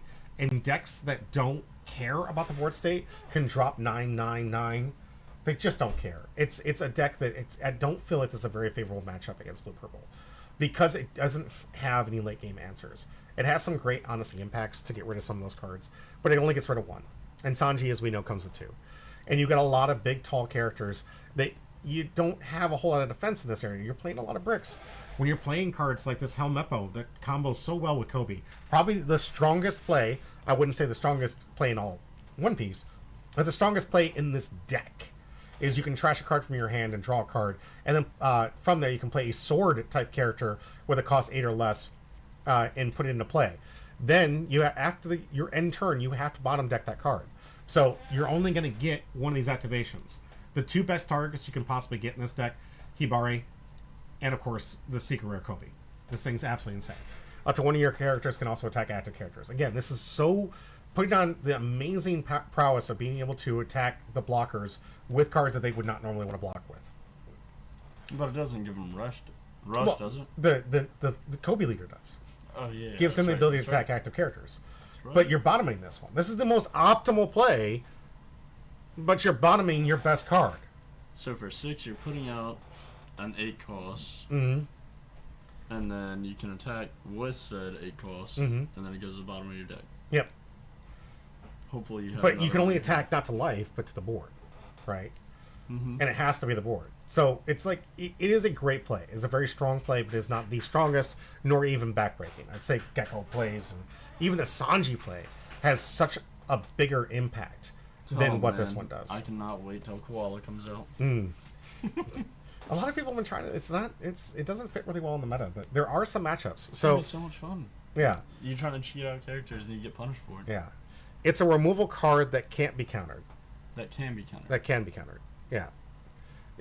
Yeah. It's especially Blackbeard or something out there too for the on play. Oh, yeah. It's one of these things where like, guys, this is a very fun deck to play, but it has a lot of weaknesses in the current meta plays. If Lucci ends up taking over, play this deck. You'll sweep house. If you're playing nothing bunch of Lucci players, or you're playing people who are still up on like playing Blue Dolphamingo, 100% invest in this deck. You will out attrition them every single time. One of the biggest weaknesses that deck's always had is that it leans so heavy on trying to like protect teach, and then also protect like spamming out characters. And when you're constantly putting them in kind of like what we call starving them, constantly going board, and then just running them out of resources, the deck just kind of fumbles because it's just a bunch of 4-cost stuff, right? Right. So, how's the Bonnie matchup? So, honestly, Bonnie has a better top end. That's the other issue. The biggest issue that I've seen with this deck is any deck that goes really tall and in the late game, this deck struggles against. It can't seem to get it, and then Bonnie being able to like basically, it could basically nullify the Helmeppo effect, and then you just lose Kobe altogether. Or just there's just the way that things that work in the Bonnie, it's not great. I'm not a big fan of having to play the Bonnie matchup in here because it does have some great 10 costs and some great late game. We get it. The deck's bad. It's not bad, though. Are you listening, Brain Dead, or are you just trying to, like, oh, you said the thing I liked that 1 second, and then I just stopped listening to you? It is a good... Like. Yeah. It is a good deck against certain matchups. There are decks that are still seeing play in today's meta that this deck works efficiently against and really starts earlier, crushing. Captain said that he thought it'd be optimal with a hard cast Kobe. Is it going to be difficult to remove? Yeah. It is, absolutely. Yeah. Oh, it makes sense. Absolutely. See, it's just like if this deck got some really powerful top end, I'm talking 10 cost, 9 costs, that was sword related, I think that this deck could really start putting in a massive amount of work. Also, I just so this is very off topic. Just thinking about him saying a 10k body, and this is a 9k base cost or base power. Mm-hmm. The Bond play, Mr. 2 from EVO1. Mm-hmm. I've been playing to where Lucky Roo was killing him, but that's not the case because his base cost has changed to above 6,000. Yeah. So it's no longer 1,000. Yeah, fair. I just read that the other day. Yeah. And Captain, I was thinking the same thing. I was like, wait a minute, you want to be kind of low end because it can only protect those. In reality, and here's a deck, and I want to give you guys an example of what I've been playing. Here's a version that I've been playing with this deck here. Let's hope it pulls up properly. I think it's this one. Yeah. So this is version 1 that I've been working with, and I've been playing on the sim to try and get some extra reps in. Do you know how hard it is for people to get rid of this Shanks? I don't care. You know how hard it is? Like, obviously these Monkey D. Luffy's are just adding some early game pressure. I added these things just so I could have some better finishing moves, especially taking advantage of the fact that most people don't even play the removal spells because I can protect the cards. But giving Monkey D. Luffy just this ability for the double attack to try and finish the game has been quite efficient. it can't be protected, but it gives me a finisher, which is what this deck is severely lacking. The same thing with these Shanks here. Like, once you get up here, this works pretty well with the minus reduction on all their character powers, and does fit pretty well. It's not searchable. It's not in theme. Obviously, can't protect it. No, there's a Divine Departure. Yeah. But it's one of those things where it just works out pretty well, right? Honestly, Impact overperforms, but I tried 4, didn't work out that well. Cut it down to Divine Departure because there's more cards where I have that extra Dawn I can actually easily play with. But with this, the way that this deck plays, like I'm trying to overcome this, and I think like I need a Shanks-like effect that's Navy that like does, since I can already like he's not locked for, it's sword type characters can attack characters turn. So the first part of his ability is not locked by power. It just needs sword, right? So if it had like a sword ability where like on attack it did some amazing ability, but I had to of course have a character to attack into to get the attack to get that pseudo rush on it, I think this deck would be absolutely OP. It just needs to have something up here that's competitive enough, because if the most optimal play in the games I've won the most, honestly, has been playing the Helmeppo into the Kobe and getting the Kobe that gets bottom decked, right? That those games I win more often than not, but after I bottom deck that thing, there's nothing else going on. And again, it's only against matchups that are very favorable. If my opponent has mostly removal cards, I'm cleaning house. But if they're not playing the removal strategy, I'm getting cleaned. It goes back against Dragon me. for top end. Yeah. Also, bold strategy to include Divine Departure over Glorp Web. I considered playing Divine Departure because it was a stronger counter and removal, and Shanks because it synergizes. My only problem is that they aren't searchable nor recurable, which is aspirated by many of the Kobe trashes. You're 100% right. There can be some bad mills. Like this is me trying to resolve an issue I know this deck has. Right? And it's not perfect, guys. This is version 2 or 3.0. I can't remember what version I'm on. Trying my best to overcome the weakness that this deck has. And it honestly, I brought in the Monkey D. Luffy's down here because I wanted some earlier pressure for the blue-purple matchup. I can't save it or protect it, which sucks. Like, I would love to have a sword card that works like this, that allows me to get 7k swings in. Would love to have that. But I don't have it, unfortunately. But I had to put this in here because I needed some mid-game pressure that could enable me to get 2 big swings in, given if I'm on the odd play here. Especially against a 6k leader. Absolutely. Yeah. It says Doll is really good card too. Doll's insane. Doll overperforms. Great blocker, and it really starts putting some pressure on with that minus reduction. And fills a yard for some protection from Kobe. So I love it. I mean, I wish it would replace itself. One drop. Yeah. Maybe Dragon could be a good top end. I was thinking about Dragon too. It came out when I put in the Monkey D. Luffy's because I'm tight on no counter spots. And of course, you see I'm not even playing the 0 cost, which hurts. But I'm very, very tight on that side. Manners? No, I really wish I did. You have 4 with Helmeppo, and you play sometimes the top of Kobe, you trash out. Yeah. Lonely Dubai, you're right. Captain Little says, have you experimented with Tashigi 1-drop at all? No, I haven't. I could try it. I'm trying. Tashigi's the minus cost, right? I'm not sure which one the 1-drop is. That could be I know the Suru. But... Oh, Suru does, yeah. That... Correct me if I'm wrong, because I'm going the negative power. The problem that, I mean, even Brandon Porter will be like, I told you that, because he has told me quite a few times. It makes sense.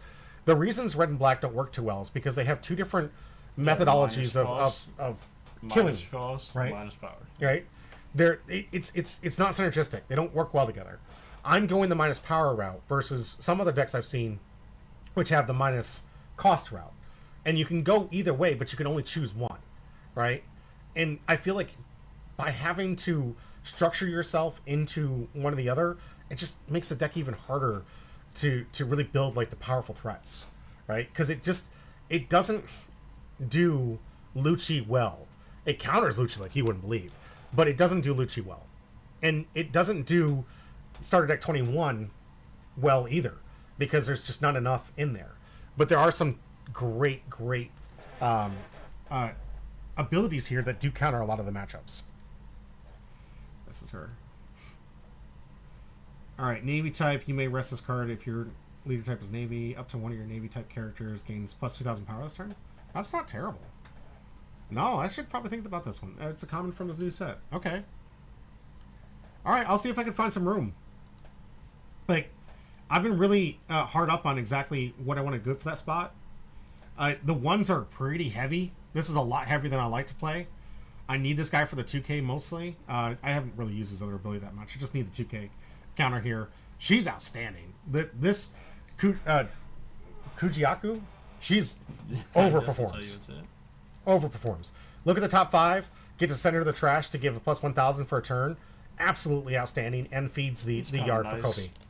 Rather than just having her sitting there on the board, right, doing nothing. Yeah, she's outstanding. But it's like, how much room do I have for the 1 cost? And this one, another 2K I need. You may trash this character if your lead is Navy type. One of your Navy type characters can also attack active characters, which again is part of the theme here. I love that you get to trash more cards because this also feeds the yard for the Kobe effect. So you've got cards that trash both your shanks. Yeah, I'm not even a fan of this guy. I can't stand this guy personally as a character. Haven't seen him in the series yet. Oh, you're gonna hate him. Not a big fan, but I know that he's too good in this deck, too synergistic to get over here. Tashigi helps with early pressure by pumping bodies, and she is a pseudo blocker your opponent will swing into after you used her to pump a couple times. You're 100% right. I know. But what do I take out? I mean, if she was a 2K, it'd be easy. I just get rid of Prince Gus easily. But like, you see how many 1-drops I'm already playing, and that's one of the biggest weaknesses of here, is there's just so many of these 1-drops. Only one of them I really want to play, right here. You could drop the Luffy's, but I mean, She technically the bottom Luffy wouldn't. You may trash this card up to one of your characters gains plus 2,000 this turn. Plus 1,000. Oh, because the search bottoms, yes. Oh, that'd be a little insane, wouldn't it? If she trashed the other 4, that would be insane. I think that's just too powerful. You really only need to have about 6 cards in yard, and most people won't play the removal against you. Yeah, we've talked a lot about this deck because I've been going back and forth trying to make this deck work for me and Braindead Porter's matchup, and I gotta say, like, a lot of the things he said is absolutely true. It's bad. It's not a better red. It's not a better black. It's just a different type of mechanic that didn't get enough support. But it does have very favorable matchups in today's meta. So if you do, I'm serious, guys. If you go in and everyone's on Blue Dolphy, run this. You will clean house and eat it for breakfast. But if its current meta right now is blue purple, don't run this deck, guys. It is such a hard uphill battle. You've got to see every card right, and your opponent has to see every card wrong for you to win that matchup. I never felt like I outclassed my blue purple matchups. I feel like I just got lucky. That's all it ever felt like. That's how I felt when I played against it. Yep.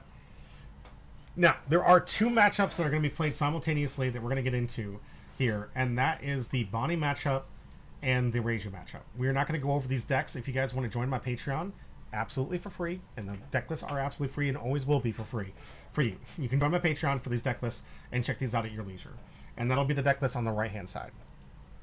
Like I said, we have 2 matchups that are played at the exact same time. I'm going to be focused here. You're going to be focused here. Yep. You ready to go? Yeah, we're good. Alright, so today we got Kobe Reiju going to be up and against Bonnie. Blue Purple Luffy. All right, And we want to see a 3 life I'm leader guessing versus that a the 4 Reiju's life probably leader. going to want first.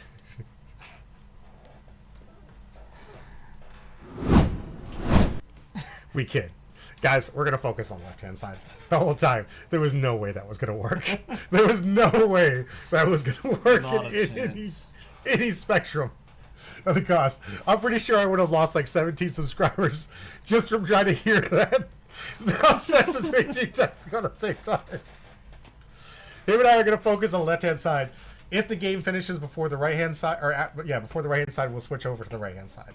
But we're going to focus on the left-hand side. You are welcome to watch the train, watch the content. If you guys like that matchup, you guys can see it. We won't do the coverage until the game on the left is ended. Pure chaos, right? That's an accurate assumption. Right. This is all pure chaos. I was actually kind of hoping you guys in the chat would be like, this doesn't sound like a good idea. This doesn't sound like a good idea, because it's not a good idea. That's a wonderful idea. Right? Try to cover both matches at the absolute same time. Let alone, we're going to have a lot of downtime because a lot of these players got to talk We should to have each other. brought the other 2 co-hosts and had All four. All 4. So 2 of us on 1, 2 of us on 1. Can you imagine? Oh, God. I think if we did it long enough, we'd replace the view, though. I think we can replace it. Wonderful. Let's do it. Let's do it. Our competition is the view at that point. Thanks for that. By the way, you did a great job. They got the life out there. Yeah, we got our first search here. Loving this. Start off for Kobe here. Oh, I thought we were It's a great start. No, we're focused on Yeah, there is a bounty search. I mean, technically we searched. Yeah, the search and the search. 3 down turn. If you guys can't realize how tight the space is for these players, that was probably like the biggest downside to this because the table wasn't that big for this. And they had to really cram in there for these matchups. They got. Let's just say that your buddy battles you got very close and personal. Oh yeah. With your friend here when playing these things in the studio, anyways. We had plenty of space on the outside. And he plays out the gear 2 to ramp. Okay, good play, good start. This is exactly what Blue Purple wants to see. Already, and we see the matched on Mr. it. 2 in hand. Mm-hmm. So if I'm Eli right now, I desperately want to see my Kuzan. This is a must-see play if I want to start putting a decent amount of pressure on. Unfortunately, I'm not going to be able to attack into leader unless, well, it's character weight. She's only character. With trashing. I think she's only character. Okay. Brand new. This is one of this is his version of it. You see Looking for another more brand ways to new. fill the yard. I get this. I think that it goes along He with. takes the Aramaki. Mm-hmm. No, it doesn't. And he fill the yard. bottom decked. Wait, doesn't brand new? Yeah, he goes to trash. He bottom decked that though. I could have swore that was a trash enabler. It is trash. Look at the top 3 cards of your deck. Reveal up to 1 Navy card. Put the other. And add it to your hand. Then trash the rest. Yeah. Oh, okay. So I'm guessing that's. He got that's too a mess used up. to this one. Here. Up to 1 of your characters gains. It's just characters. Gains plus 1,000. Alright, well, didn't think we'd see Tony Chopper cry this early in the matchup here. But yeah, Tony Chopper, sorry, brand new is supposed to put those in the trash. The whole reason you run the brand new is because it trashes. Yeah. To feed the leader. This was why I didn't run the brand new, because I liked the Kuzan plays. The Kuzan is definitely a lot better than brand new. But Yeah. It does leave him with the ability to attack 7k. Judge. Yep. And we have the blocker, pseudo blocker. It's only a blocker if there's another Navy And character he out. puts 1 to swing. But it is the 1-cost blocker you can get access to in this deck. The problem that I have with it is it's too vulnerable. And he takes the life. Yeah. No worries there. Oh yeah, 2 to 3. Still looking pretty good in the early game. Not enough for the We pressure. see Mr. 2 here. Yeah. Oh, we're gonna see a ramp. Guaranteed, it's gonna ramp. Are we gonna right see here. him swing first, or? We'll see. You guess not. No, just gonna take the No. 3. Can probably swing in for 9k if he wants to. If he does, it's just gonna be an easy block here for Eli. Let's see if Eli blocks this one. Don't recommend taking life for this situation. Yeah, get the blocker out of the way while you can. He's got to fill up that yard because. And that one does go to the trash, not bottom of the deck. Yeah, but see now No, I'm he just would kidding. now he'd be protected from like a big mom play too, which is going to be more and more important towards the late game. Big mom, I think, is in the 7 cost, are like the 7 cost are like the 2 big things you got to worry about in this deck. Removing cards. 6 cost, the 6 on here for Kobe. Optimal play would be a Helmeppo discarding into, I guess, into a Kobe. The problem is the Kobe can't swing because there's nothing to swing you into. wouldn't have anything to swing into, so I still think if he can find a Kuzan, Wait, Kobe could target itself, so I guess he could go into it. Kobe hit the Helmeppo, I guess, but then that's gonna be his turn. He's only got 6 of them. Yeah. It's not all right. Going for Borsellino blocker. Okay. Another card that it's put in some work. I like the it. If Borsellino was like a 2 cost or a 1 cost, absolutely would love it. So here he could load up 2 on the brand new and swing into life and trash the. No, don't. He's gonna have to Trash load up to 3. give him- It's a No, 6 no, no. cost. It's a 6k leader. Yeah, but trash your 1 drop. Oh, okay. Yeah. Could load up The brainer. 2 and then So do then 6 you and get 6. 2 swings in. Can't quite peg my thoughts on Borsellino. Like, it's a decent card. I like that it enables that ability to attack And I active. think that is what we're gonna see here. Yeah. No? It still has an option, Eli. Still have an option. You can... Oh. Wow. Alright, Eli. Okay. Gonna go with another 1-drop. Sengoku. Sengoku, okay. This one also... I think that's a good call there. Yeah. Trash 2 cards from him. They have to be black navy cards. Oh, and that was another reason why I didn't want to go the Sengoku route, because I'm mostly red. What is that 4-drop he got rid of? Looks like... Honestly, it looks like Tashiki. I don't think it is. Alright, gonna get another search on, and just all these 1-drops. They just don't do enough. They don't add enough pressure here. I'm glad that he's gonna get some searches, and he finally has a yard to protect some 7, the 7 Dawn turn. And maybe can protect himself against Big Mom play. But yeah, sadly, Eli did not see that line that you saw. So full board here for Eli. We'll see if he turns it into something offensive. Needs to. Good news is Borsellino has nothing to copy. Here, the Luffy leader ability is active, yeah? I think so, yeah. And that's what we're seeing him do first. Or not. No, I don't think it's not active yet. Okay. No. I think that we would have seen him activate that first. Because remember, he has to have 8 Dawn at the start of the turn. Yeah. Not Okay. because this one went up to 9. He's going to return 1 draw card. Here comes Rush Luffy here. I think Bonclay is primarily for the ramp. It is, but it also can actually be a really good body attacker. It becomes a pseudo blocker in the late game, and you do have a nice little free swing if they put out some big bodies. So Bonclay, don't sleep on the Bonclays, guys. There's a reason it's an expensive card, because it gets annoying. You have to allocate. Very very annoying to have to like pitch a couple cards for counter for that. Yeah. And then cards. attack it, and you're wasting an attack just because you can't afford for it to copy your best cards. Yep. It's super annoying late game. So it works as a great pseudo blocker. Arguably right up there next to the ones that can multi-search, the ones that can search once per turn. Bonclay makes a great target to say, listen, I got what I wanted out of it. I got the ramp. Now I can copy a big character for a nice swing, and my opponent is almost forced to have to waste an attack. Which is nice when you have some small bodies like this one. I mean, the brand new can swing into it and kill it. Captain Lino says, I use him and Robin if he had a trigger, so instead of him, I have to use my Miss All Sunday for the extra ramp. That makes sense. It's in theme with your deck. But it is a very good card. And I would almost Miss All Sunday. argue that you should have Bonclay in there. I know it doesn't synergize without the trigger, but gosh, sometimes... There we go, finally seeing the Kuzan. Take a risk. It's worth it. Card's insane. Alright, Kuzan's out there. So now we have... No, that's Navy. It's not Sword. And he has nothing he can attack into. I don't believe any of... Yeah, I had None enough of his are luck Sword. with not getting triggers in my life, not going to get exasperated. That's fair. That's fair. What are you saying? He doesn't have any sword type out, does he?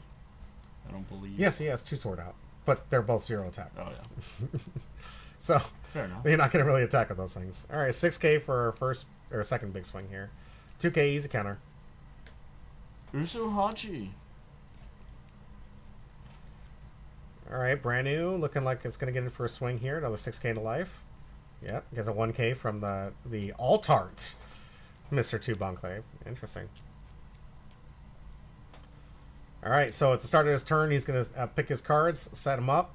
Looks like he's... The bottom card looks like the Gum Gum Giant, or it might be his choice here. Wants to set it up so he draws a card. His next one's going to be a draw. And that's a And then- Linlin in hand right there. Yeah. And then the card that if he has a Sanji, which he might have, I couldn't tell from all those arts. Linlin he put it on the bottom. He put a Linlin. There's a lot of like different versions of this thing. All right, Bonclay going to copy the brand new because he can to attack the brand new. Here comes 6 to the life. We'll see if we get 2. Yep. Wait, is Brandon 2K? No, No, Brandon's Brandon's a 1K. Yeah, he's got to take. Here comes 10. If he couldn't block that one, I don't think he can block this one either. All right, here comes Big Mom, gonna heal himself up. Now, I honestly would just not target. Just not even, like, I guess. Hopefully, no! Eli! Eli! No! That's why you play Kobe! What are you doing? Oh, I don't think Eli's man. played with this deck too often. Nah. What are you doing? Man. Like, that was like the one reason you played this. This is not a great representation for Kobe. I think he just wanted to add it to his life. Maybe. Maybe just wanted it. I'm gonna give him the benefit of the doubt. Maybe he did. Maybe he did. His best character, his only offense that he really has against this deck, maybe he wanted the extra life. Yeah, I mean, also the trigger on Kuzan. Yeah? Oh no. Man, the little, like, there's only 2 cards in this deck that even matter to you. I know how bad that hurts looking at these matches, and then you're like, oh yeah, that's right. Oh man, that one really hurts him. Eli, it's all right. It's a learning experience. I'm pretty sure Eli learned this from For this sure. matchup here. Method says literally the second time Eli was playing this deck. By the way, okay. Thank you, Mithray. I appreciate you. Yeah, all right, that's fair. This is stuff that I legitimately. I'm gonna pause this real quick because I want to apologize to Eli. Yeah. Okay, in all fairness, guys, you gotta learn. You gotta learn at some point. And even me practicing with a Kobe deck, who is semi-literate, get there. There was a lot of mistakes I was making. Like, I had my non-sword characters attacking. I was using, I thought was really super powered, was using the 4-cost Kuzan to attack into a character and then give something the ability to attack into another character, a ready character. Yeah. And it can't do that because it's only sword characters that can do that. My opponent didn't even catch it when I was trying to do this thing. Like, and this was on paper, obviously. So the sim would have caught it. But I did. I created an illegal maneuver. I actually looked down at my opponent while we were practicing, and I reread my leader ability and was like, I don't do that. I don't do that. So I had to take the move back and then recorrect the play and then resituate the board state so we get some practice in there. And he was being patient with me, so I do appreciate it. But you do make mistakes, guys. When you're trying something out the first time, you forget what the leader does. Like, he hasn't had to use it. We've all been there several times, and I think it was pretty rough. That one where we were teaching Cole how to play. Yeah. And I made that mess up with Isha. Right. With the Rosanante. Mm-hmm. That's only on your opponent's turn, not on yours as well. So. Exactly. Well, yeah, I mean, it all takes... Lucky Root could have removed, but yeah, it sticks with you. That's how you learn. But. Exactly. And Eli, if you're watching this content, just know that no hard feelings. This is me as a Kobe fan, wishing that you try to use this deck to the ability. This is not a great matchup for you, by the way. Trust me, I've had my butt handed to me by this deck enough times to know that this is not a very good matchup. I either roll super lucky or I just get steamrolled. Yeah. Captain Little says, I lost buggy matchup once when I forgot about my Kobe effect, so I didn't have lethal and he got to recover. Yep, and see, another reason why I think that this is really good in the buggies, because it has been doing some serious work. The 10-drop buggy. Yeah. Removing stuff. It can't, when he tries to bounce, like, no, nice, try again. Like, they could do it all day. Like, they got so many different bounce effects. If I can keep my yard full, like, I don't care. And then I can keep them off from having 5 characters out there because I'm constantly putting pressure on them. So I gotta say, the buggy matchup with this one feels super good. So if you guys have if you guys go and you're feeling like, man, everyone's playing buggy, play this deck. Play this deck. It feels so good against this deck. Hey, thank you for the follow. Appreciate it. Album movies move. Hablo muismo. Appreciate you. Thank you so much for the follow. Appreciate you. Mithray says they're laughing. You're good. All right, good. I'm happy that they didn't take it offensively. Captain Little says this is me as a Kobe fan, hypocritically screaming at you to be better, represent us better. Exactly right. Let's get back in the gameplay. Yeah, it's just an unfortunate matchup, honestly. Mm-hmm. Like, if I see blue purple across the field when I'm trying to test this deck, I just feel like I just want to concede. Time to pack up, I just feel like just packing up my suitcase, just going. You know what? I'm not going to learn anything from this matchup. I'm not going to learn anything. That's me every time I play against Blackbeard. Right? Yeah. There's some matchups in Blackbeard. Like I've seen. Buggy. Yeah. Buggy to Blackbeard. That's terrible for Blackbeard. Absolutely miserable. No one plays. Okay, yep. cool. I'm just gonna spam out your 10 costs. 10 costs. Discard every turn, baby. Discard every turn. Yeah. And what are we gonna see here from Ito? All right. Ooh. Uses some of the power up here. It looks like we get an opportunity to attack Monkey D. Luffy. But a 10 on 10, not going to be enough. Ooh, you're going to attack active. So you use the on-play to active into Big Mom? Okay. Yeah. Good way to put some extra pressure out there. I like this. I just don't think 1K is going to be enough for this attack here. Looking like we're trying to think out a line here. Yeah. Gear 2 just going to be enough to protect the Glenlyn. Yep. This deck in the late game has a lot of counter. Does he still have 1 active? Yeah. No. He did. Not anymore, obviously. All right. There's a Sanji SP from Ito. This going to be a great play for him. See if he wants to... No? No, I mean, he gets a draw again, right? To start off his turn, he gets a draw. So he might just add the Sanji here and then put out another Linland if he wants to, or whatever he's, that's a good thing. Stacked. Yeah, that's right. I forgot. They get infinite Basically. draws. Yeah, right. Captain Little says Kobe into Blackbeard is brutal for Teach. He wants to remove, which is why you stop, and even without the plays, you static effects and attack triggers are deadly. Right? Absolutely. No. Are we gonna see him load up here on? No. I'd say honestly, and this isn't all encompassing, but what I'm finding out more and more, Kobe's really good against blue and black decks. Really good against blue and black decks. All right. Well, this one here is in fact blue. Gear 2 does only work on... Wait. Oh. I'm pretty sure that's right. Ito, did you screw up? Ito. I think he's right. Gear 2 only works on what? Straw? Leader. Or leader? Because he attacked Linland. Leaders! Ah!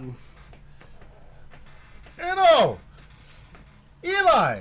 Both of you making Tony Chopper cry like this. Oh, that's just like Divine Departure. That's only leader. It's only leader, yeah. Oh! Man. No! He couldn't have used it. Ito, you're already winning! I don't think this is probably a mistake on his end because he doesn't play his deck enough yet. I think, if I remember correctly, this is... I took Patty's list for this one because I couldn't contact Ito. And I'm pretty sure Patty just gave him this list because I'm pretty sure I took Patty's list to get this one. This is me and blue purple Luffy leader screaming at you to be ashamed. Blue purple Luffy hater. I can join you there. I can join you there, Captain. Absolutely can. Don't hate the player. Hate the game. Right. Unless they play blue purple. Unless they play blue purple.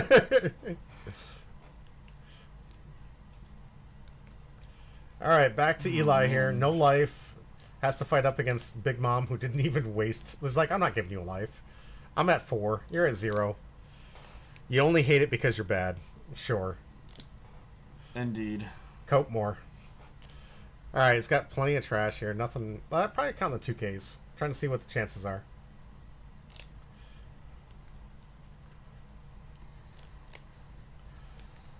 $10 Dawn. Not a lot of great plays. See, and even though we got to look at this deck list, there's not a lot of 10 costs are going to turn this in his favor. Are we going to see the 10 cost Kuzan? Suggest a poll. Should we hate the player or should we hate the game? Is the other poll done? I can't put a poll while the other results are out there. I like that pull, though. I'll do that for the break, Captain. I'll do that for the break. I want to actually hear what people think about that one. It's not that hard to deal with. Just play a good deck. Yeah. Porter says. Sanji into Big Mom is kind of broken. Yeah, seriously, it really is. Yeah, Sanji also into the Katakuri is also very, very rough to deal with because that restands the Big Mom and itself, so you're getting that Katakuri to swing, and then it's also a blocker. What's going on?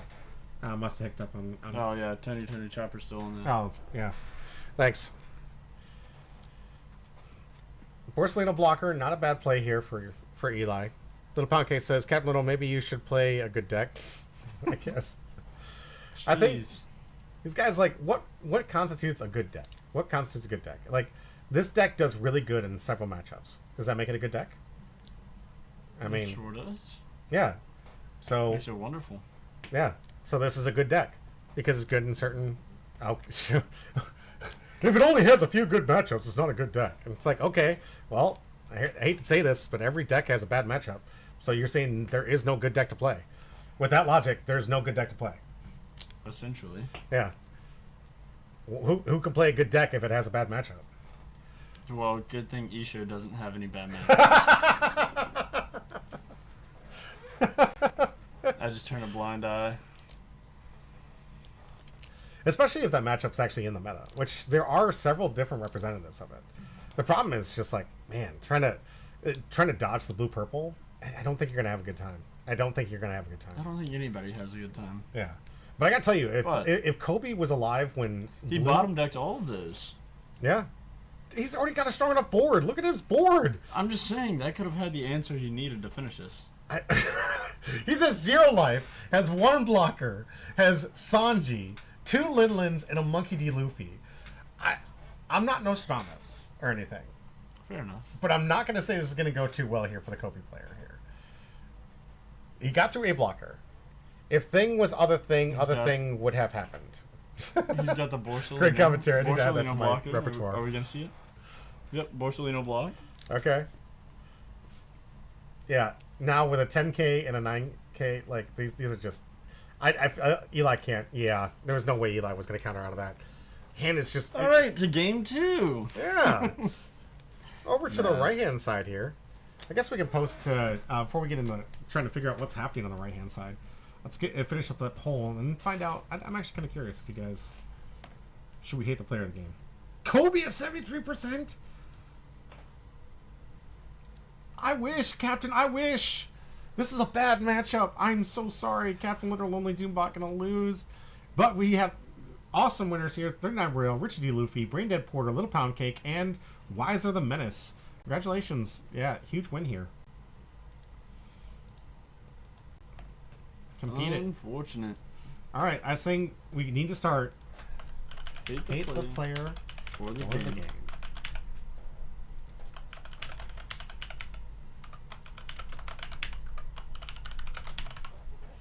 There you go. 10 minutes to figure this one out while we try to watch the second matchup here. I know which one Porter's voting. Shoot, how did we actually determine who's right? Roll a dice. Easy. Alright, that's fair. Okay. Okay. Here's what's going to happen for this one. Okay? If it's a 20, yeah, hold on. Jimmy D. So, here's what's going to happen for this one. Because I legitimately, like, I want to see what your guys' poll is. Like, what you guys think is going to be up there. But here's how the win's going to happen. Because I really don't even care. Don't hate the player of the game. I really don't care. So, if it is 11 through 19, it's the game. If it's 2 through 10, it's the player. It's the player. I gotta write these down so I remember. 2 through 10. 2 through 10, player. And 11 through 19, game. If it is a natural 20 or a natural 1, it's me. You guys gotta hate me. We'll just put it there. So I'm gonna roll this d20. It's a spin down. Yes, I know these aren't accurate. I'm just gonna throw it up in the air. I don't care. So the winner of the points is gonna be determined by a die roll.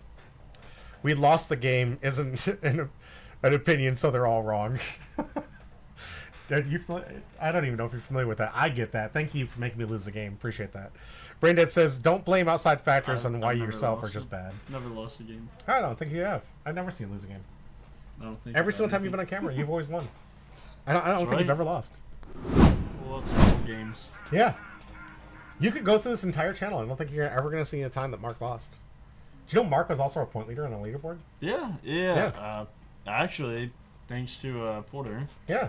Got me into the game and made a bet with me that my first game, if I beat him, I got all of his points. Yeah. And there you go. Here I sit. Here you sit with all of his points. Captain says, I am a strong opponent. You shouldn't play X deck argument. Perpetuating the meta does nothing for the format. Agreed. Strongly agree. There are always ways to beat one meta or another. Do you want to always just play whatever is considered strong, perpetually behind the curve? Or do you want to put in the effort and pioneer a new strategy and have others scrambling to your tempo while they make the name for yourself? I know the latter is hard, but it can be worth the effort. It's often more worth the effort, guys. Some of the best creators out there and some of the people that get the highest followings are the ones that recognize what the meta is doing and find the counter to the meta. Like the ones that we've seen some amazing plays, and I gotta say, even like currently, the person who championed the Bello Betty as an answer to the blue purple meta, championed that deck, like brought back an old favorite. Oh yeah, because they saw how weak it was and just steamrolled the competition. But that person only got in there because they recognized that it high rolled really well. It does very good, very, very good in what is an overly represented format of green purple and blue purple Luffy, and just leveraged the bets against that and then won. And Porter says, and I'm waiting on that manga law. You got a manga law? No, I don't know what he said. Yeah, I sent it out for grading. Did you? I did. All right, good. I can't wait. Yeah, Lifelink has a really cool thing that only works if you can actually evaluate cards. I think we're doing a pretty decent job, all of us, on evaluating cards, including yourself, Braindead. Like, indeed, you've given us some great commentary on exactly why this deck doesn't really synergize well, but there's also the opposite side of what does it work well against. And here we go, reading that they're Eustace Captain Kid. Are you any surprised that the Bonnie player is still playing? I'm not. It's almost like watching a Nami game. Really? Yeah. I mean, just like they're working their way up to that step of playing Nami. Right. Okay, well that's just your opinion, buddy. And Porter here says, no, you are not. Yeah, doesn't think I'm evaluating cards properly. That's okay, buddy. That's okay. All right, back to the game. Right? So we got Ito and Patty now against Shay. Yep. You got a rush deck versus a stall deck. And she's Kingdom of Germa? Like, you know what, honestly, I wouldn't be too surprised with? If Shay just gets decked out. You think so? Against Bonnie? I mean, Bonnie is a deck that just stalls and does a great job of locking down the board, especially during the late game. I mean, you got the wall with Eustace Kid, right? Right. And he's got time right now to start putting out some pieces to protect this wall if he wants to. But if she has a red rock, that's true. Did she have red rocks in her deck? I don't remember seeing that, and I didn't get Shay's deck list. Okay. I had to use a similar deck list that I got from. She's in the chat. Oh, she's in the chat. That's right. Did you have any red rocks, Mithray? I'm curious. Gabriel says, I'm being serious, Porter. The reason I always go against you saying X is trash is because I don't support the closed-minded approach. I'm well aware of what is weaker and stronger. I'm also aware that I have much to learn, but I'll be danged if I'm blindly follow the meta. Captain? Agreed. Captain. Yeah. Thank you, Captain. No, that you summarized my point very well. Speaking of blind, let's talk about a deck about a blind man. Isha? It's coming back. It is. What is it good against? I haven't actually played that matchup well. Like, what is it? What do you feel is strongest against with that deck? She doesn't. She did not have red. All right. It's really so. There's two different approaches you can go with, like the approach of resting things, and it's really good at unresting. Like all your 5 costs are lower. So long as you leave that amount of Dawn up. But then I think I'm gonna switch my deck over to the other strategy of running like the Sengokus and bringing stuff back from the trash and doing a lot with like cost reduction and playing like the Kuzans, the 10 cost Kuzans.